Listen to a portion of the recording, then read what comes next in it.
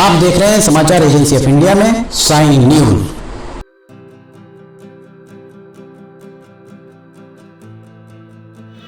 नमस्कार दोस्तों, समाचार एजेंसी ऑफ इंडिया की साइन न्यूज में लिमटी के लालटेन के 461वें एपिसोड में एक बार फिर आपका स्वागत है। आज हम यहाँ पर खड़े हुए हैं। ये स्टेडियम हॉकी का स्टेडियम है और यहाँ जो ये ऊंची दीवार दिख रही है, ये ऊंची दीवार सुधारालय, शासकीय सुधारालय की है और ये पूरा प्राइवेट बस स्टैंड आपको सामने दिख रहा होगा। प्राइवेट बस स्टैंड के साथ में ये पूरा परिसर हॉकी स्टेडियम यहाँ स्थित है। बस स्टैंड के पास हॉकी स्टेडियम की क्या स्थिति है, इस बारे में आज हम आपको यहाँ पर बताने जा रहे हैं। हॉकी स्टेडियम हमारे सामने इस तरफ, और यहाँ जो हम दिखा रहे हैं जिला खेल एवं युवक कल्याण विभाग सिवनी के द्वारा major Dhyanchand synthetic hockey stadium आपको सामने दिख रहा होगा। इसका बोर्ड लगा हुआ है। इस भवन का लोकार्पण कब किया गया है, ये हम आपको आगे लेकर चलते हैं। हम आपको बताते हैं कि ये जो भवन बना था, ये भवन कब बना था। एस्ट्रोटर्फ यहाँ पर, पहले तो हम आपको यहाँ बताते हैं कि हॉकी का भूमि पूजन, एस्ट्रोटर्फ का भूमि पूजन जो हुआ था, शिवराज सिंह चौहान मुख्यमंत्री थे और ये 27 अप्रैल 2008 को इसका भूमि पूजन यहाँ किया गया था शिवराज सिंह चौहान के द्वारा 2008 में 27 अप्रैल को। और उसके उपरांत 22 सितंबर 2013 को इसका लोकार्पण किया गया। 5 सालों में ये तैयार हो पाया। 2013 में इसको एक बार फिर नाना भाऊ माहोड़, जो सिवनी के प्रभारी मंत्री हुआ करते थे, उनके द्वारा इसका लोकार्पण किया गया। हम अब आपको इस भवन के बारे में बताते हैं कि इस भवन का निर्माण कब किया गया। खेल प्रशिक्षण केंद्र, एस्ट्रोटर्फ मैदान तो बाद में बना, खेल प्रशिक्षण केंद्र, इस नरेश दिवाकर जब विधायक हुआ करते थे, अनिल यादव यहाँ जिला अधिकारी हुआ करते थे, 23 फरवरी 2007 को इसका यहाँ पर इस भवन को बनाया गया। 2007 से अगर आप देखें तो 16 साल हो गए और 16 साल में रख रखाव किस तरह का है देख सकते हैं आप। छत पर यहाँ पर देख सकते हैं रख रखाव किस तरह का है। यहाँ पर थपड़े गिरना आरंभ हो चुके हैं।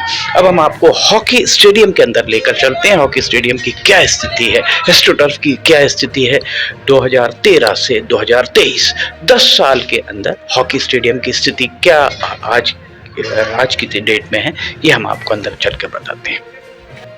2 फरवरी 2023 का नज़ारा हम आपको दिखा रहे हैं। सिवनी का जो एस्ट्रोटर्फ मैदान हुआ करता था, एस्ट्रोटर्फ यहाँ से निकाल ली गई है। एस्ट्रोटर्फ खराब हो चुकी है। 10 साल में पूरी की पूरी एस्ट्रोटर्फ यहाँ खराब हो चुकी है और अब नए सिरे से एस्ट्रोटर्फ यहाँ पर लगाने का काम किया जाएगा। हड्डी गोदाम क्षेत्र आपको हमारे पीछे दिखाई दे रहा होगा। हड्डी गोदाम क्षेत्र के अलावा अगर इस तरफ जाएंगे तो ये ललमटिया का क्षेत्र, पीछे बुधवारी तालाब और ये जिला जेल की बाउंड्री आपको ऊपर दिखाई दे रही होगी।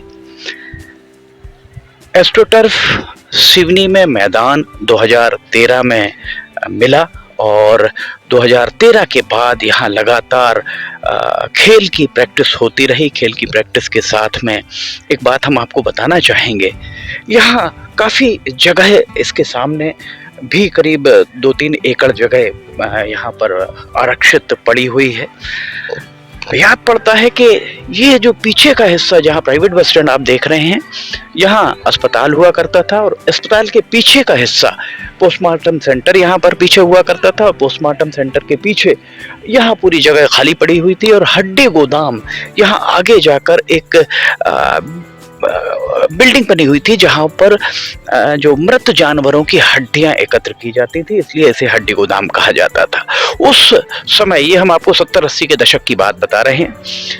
हमारा निवास भी यहीं पुराने अस्पताल में हुआ करता था, इसलिए ये सारी चीजें हमारे मानस पटल पर आज भी वैसी ही हैं जैसी उस समय 70 और 80 के दशक में हुआ करती थी। यहाँ झिरिया एक मोहल्ला हुआ करता था और झिरिया मोहल्ले में सिर्फ मुश्किल से 20 से 25 घर हुआ करते थे, सिर्फ 20-25 घर यहाँ पर, और बाकी ये पूरा खेत पड़ा हुआ, यहाँ पर खेत ही पड़ा हुआ था। खेत क्या, ये कहा जाए कि वीराना पड़ा होता था, क्योंकि यहाँ पर शव परीक्षण होता था, पोस्टमार्टम होते थे, इसलिए इस पोस्टमार्टम सेंटर के आसपास उस समय लोग डरा करते थे आने से। बहरहाल सिवनी में फुटबॉल का स्टेडियम, जो सार्वजनिक स्टेडियम था, जिसे संजय चौरसिया छात्र नेता उस जमाने के हुआ करते थे, छात्र नेता संजय चौरसिया के द्वारा उस समय जो प्रदेश में कैबिनेट मंत्री होती थी सुश्री विमला वर्मा, केंद्र में मंत्री होते थे गार्गी शंकर मिश्र, सभी को हर एक के यही कहा जाता था कि स्टेडियम सिवनी में चाहिए, स्टेडियम चाहिए। और स्टेडियम की बात आते ही, जब भी स्टेडियम की बात निकलती थी तो आश्वासन ही दिए जाते थे सुश्री विमला वर्मा के द्वारा, गार्गी शंकर मिश्रा जो सांसद थे उनके द्वारा आश्वासन दिए जाते थे, संजय चौरसिया के द्वारा उद्धत उनके द्वारा एक नारा दिया गया था, आश्वासन नहीं स्टेडियम चाहिए, अर्थात हमें आश्वासन मत दीजिए, स्टेडियम चाहिए।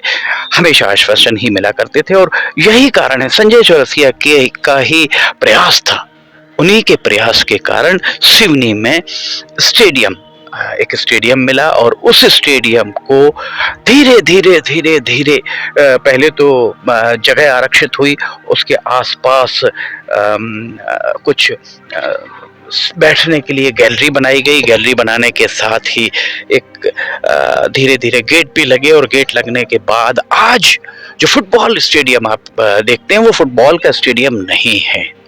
हमने वहां पर क्रिकेट खेली है। अंतर कॉलेज टूर्नामेंट जब हुआ करते थे, उस मैदान में क्रिकेट के टूर्नामेंट भी हुए हैं, उस मैदान में हॉकी भी खेली गई है, हॉकी की स्पर्धा भी हुई है, उस मैदान में फुटबॉल भी खेली गई, पर अब सिर्फ फुटबॉल के लिए उसे आरक्षित कर दिया गया है, जो उचित नहीं है। इसके अलावा एक बात और, फुटबॉल की सिर्फ कुछ स्पर्धाएं होती हैं, आप प्रैक्टिस नहीं कर सकते उस ग्राउंड में, उस ग्राउंड में जाकर आप फुटबॉल की प्रैक्टिस नहीं कर सकते। उस स्टेडियम को सिर्फ पैदल चलने के लिए बना दिया गया है, वहां आप जाइए। किसी स्टेडियम में आपने देखा है कि शुल्क के साथ सशुल्क प्रवेश आपको मिले? सिवनी का स्टेडियम अनोखा स्टेडियम है, जो है वो सरकारी तौर पर उसका रखरखाव होता, पर 50 रुपए 100 रुपए आपको सिर्फ पैदल चलने के लिए देने हैं, और उस सब के लिए सिर्फ घास के ऊपर आप नहीं चल सकते, क्योंकि घास खराब हो जाएगी।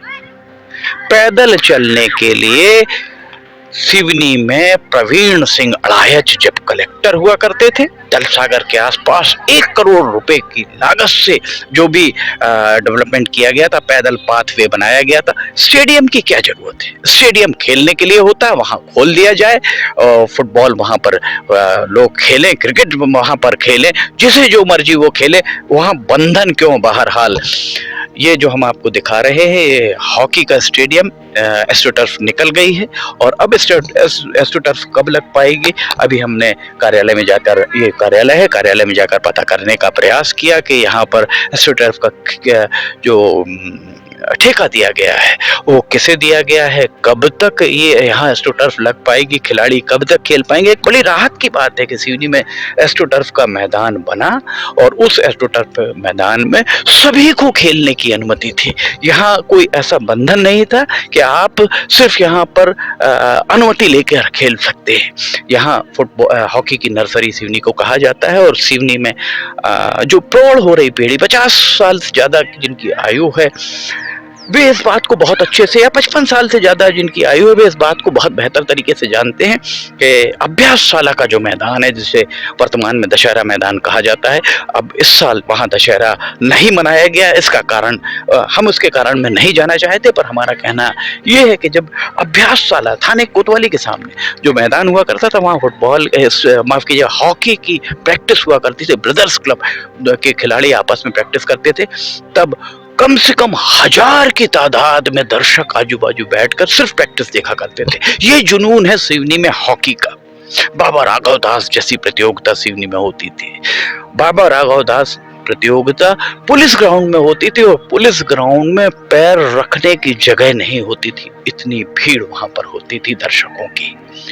कालांतर में मोबाइल, टीवी, इन सब के कारण इस सारी चीज से लोग हटते गए और अब एक बार फिर उम्मीद की जा रही है कि सिवनी में खेलों को बढ़ावा दिया जाएगा।